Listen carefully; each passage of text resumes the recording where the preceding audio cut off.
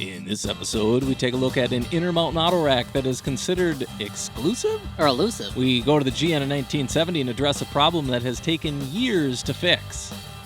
We go into a weathering technique that is unlike any other, and we fix the doors that open and close on just about any auto rack that has these style of doors. And we rail fan the eye candy on Joe Binish's Central of Minnesota. We also check out what the curmudgeon's gripe of the week is this week, only in this episode of SOO The Milwaukee Road. It's bulky, but I consider it carry-on. This isn't just any old package. This is from Spring Creek Model Trains, and it's an exclusive. What? What could it be? Here we have an Intermountain HO bi-level auto rack and Rock Island paint, car number 990028, produced exclusively for Spring Creek Model Trains.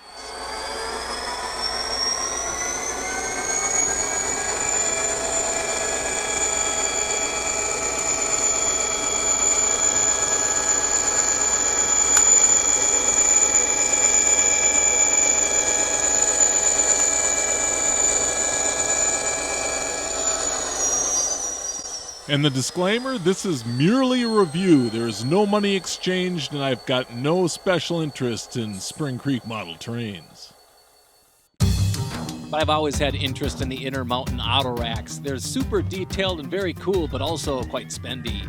The details that they have in these things are insane. Now, as you can see from the interior as we back out, the doors do open on both ends. I did have a few issues with those doors, but we'll address those in just a moment. But as you can see, the see-through sides is cool, but the screen printed The Rock. If you smell what The Rock is cooking. It was the Rock paint scheme that got me to finally purchase one of these bi-level cars, and on the prototype front, they had this paint scheme in the tri-level car as well. The tri-level car was actually just 3.5 inches shorter than the bi-level car. Figure that one out. I just had to test it out and put a couple cars in here to get a look at the see-through screens. It appears Intermountain has resolved the warping issue in the panels on the sides of the cars, but the doors are a little bit difficult to open. We'll cover that in a moment. It's quiz time. The first production fully enclosed racks were delivered in late 1974 and early 1975. Roofs were not added to all auto racks until the mid-1980s, as it took time for railroads with low overhead clearance routes to modify their bridge and tunnel clearances to accept them. Consequently, some roofless and even open tri-levels and bi-levels remained in service into the mid to late 80s. Do you know the car maker responsible of these auto racks? Was it A, Trinity, B, Portec, C, Thrall, or D, Pullman Standard? We'll find out later in this episode.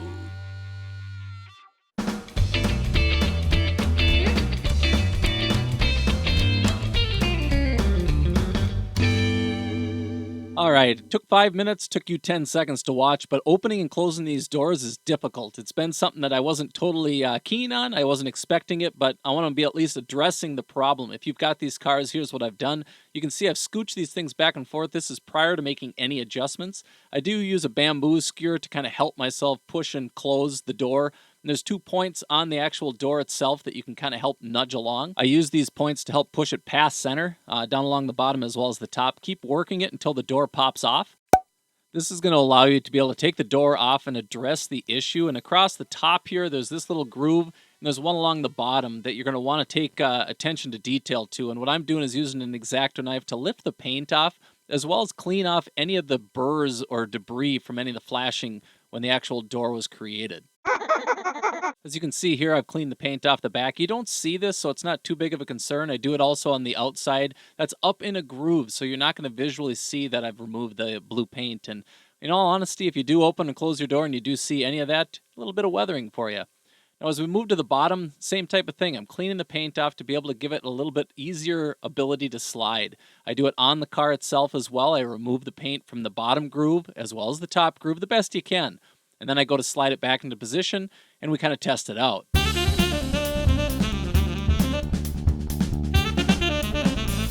Still a lot of putzing around, but there's one last Hail Mary you can throw at the car. Really?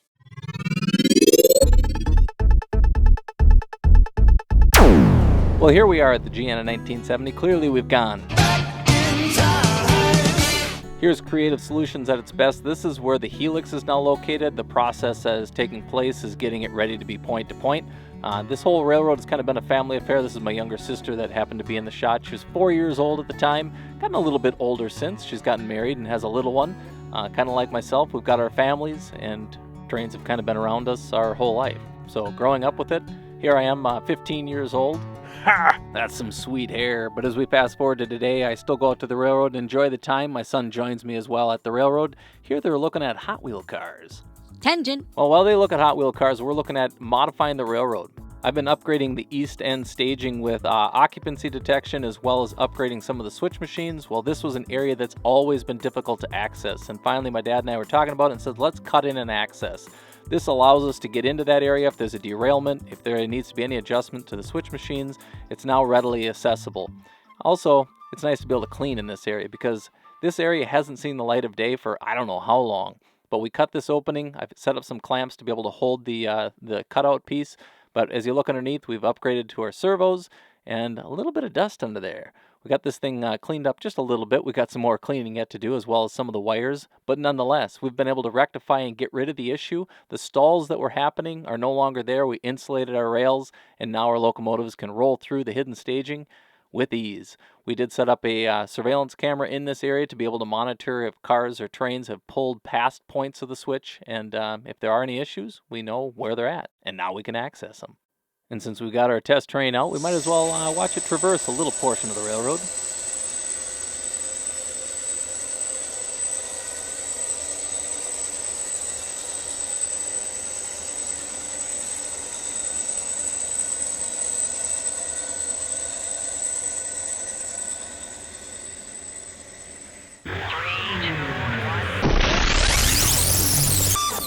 All right, weathering techniques. I feel like you should exchange the information to learn and get better. Well, I learned this from fellow modeler Paul Becker. The Paul Becker? Hello. Some of you Twin Cities modelers may recognize Paul from the local railroad flea markets, but guess what? They don't just sell trains, they're also modelers too. If you're afraid to weather a detailed car like this, you'll be even more afraid to try this technique. But it turns out great and isn't as difficult as it might seem. Hit it, boys!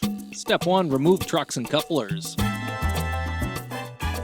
Step 2, Dullcote the entire car. While the Dullcote dries, paint your truck frames and wheel sides. I'd never disassembled these type of trucks, but they pop apart quite easy. And no, the little end caps didn't go flying.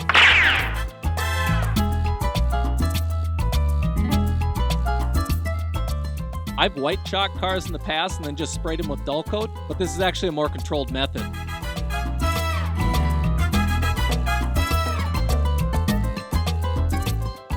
Here's where it gets nuts, but this is what works.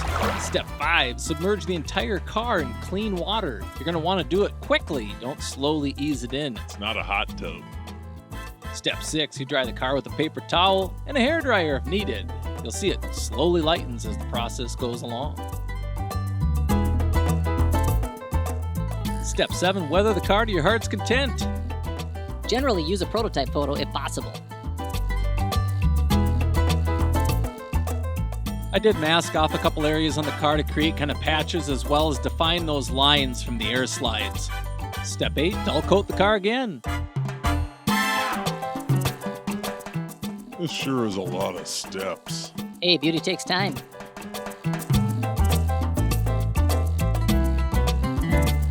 Step 9, reassemble trucks.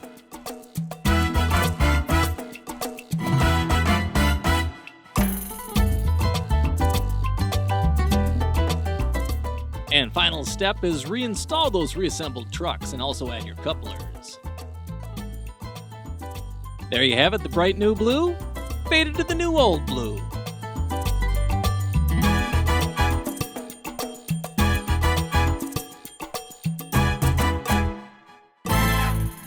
I know a lot of you might be thinking, boy, that was a crazy way to fade the paint. Paul said it would be. But he was right, and it was an easy process. Go ahead and try it. Thanks for the tip, Paul. It's time to answer this week's quiz question. Do you know the car maker responsible for these auto racks? Did you guess B. Portec? They assembled both the car and rack in September and October of '78. I've never even heard of Portec. And here I thought they were an importer-exporter of latex goods. Now that's Vandal Industries.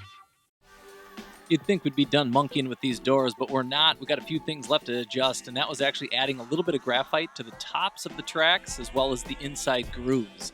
I use a number 2 pencil to be able to achieve this effect.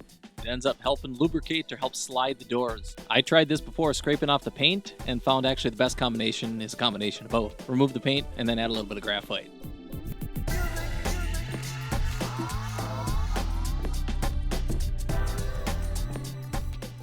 I know one could be watching this thinking, Man, you spend that much on a car, you shouldn't have to do all this stuff. but when it really comes down to it, it's probably not intended to be opened and closed on a regular basis, and I don't plan to do it either. But if there's going to be a photo opportunity, I figured, you know what, I'd like the doors to work properly, and at the end of the day, I kind of like the challenge, so it doesn't bother me. It bothers some. This is a solution for anybody that might be looking to open and close the doors with a little bit more ease. Hopefully this helps. The exclusive Rock Island is sold out at Spring Creek, but do check other suppliers for other InterMountain auto racks, like Perry's Hobbies. Now this is reinstalling the door. You place the bottom in, and then you can kind of work the top into the top groove. It's not rocket science. It's fairly straightforward to be able to get these things in. And then once you do, like I said, you can work them open and close. They work much better than they had. I'm not saying this is the be-all, end-all, but it's at least working better than it originally had when I first got in this car. I hope this helps a few of you modelers that have these InterMountain cars. I know I'm not the only one that bought them. Fellow modeler Matt brought them over to Joe Binish's Central of Minnesota Railroad. It's definitely cool to check these out, so I'm going to let you kick back and Check out the rocks in the wild.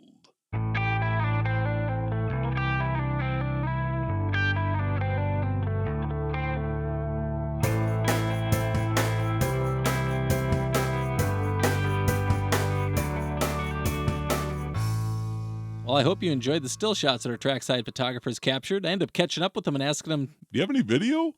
They said, You bet we do. We caught the Lake Street switch passing by. and again, this is Joe Binish's railroad. Hello. If you'd like to see a little bit more of Joe's railroad, feel free to Google or go on YouTube and search. Joe Binish Layout Tour. All right, now let's cut to the run by.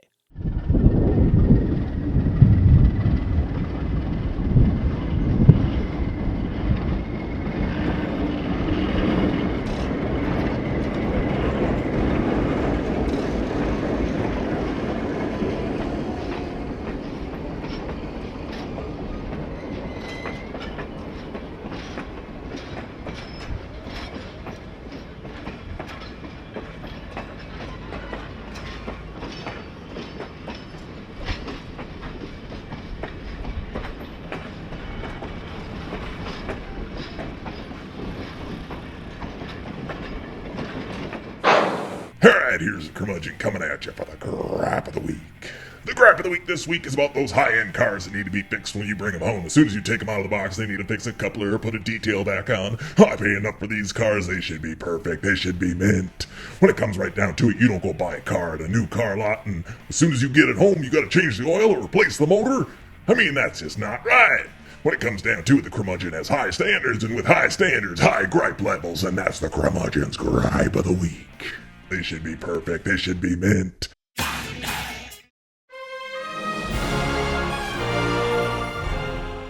A big thanks to everybody that watches to the end, that has hit like, hit subscribe, as well as made comments in the past. It's those actions that help share this content, so if you haven't checked out other episodes, feel free to do so. You can also check out the tour of the GN in 1970, as well as the past episodes of the GN in 1970. 70s. They should be perfect. They should be mint.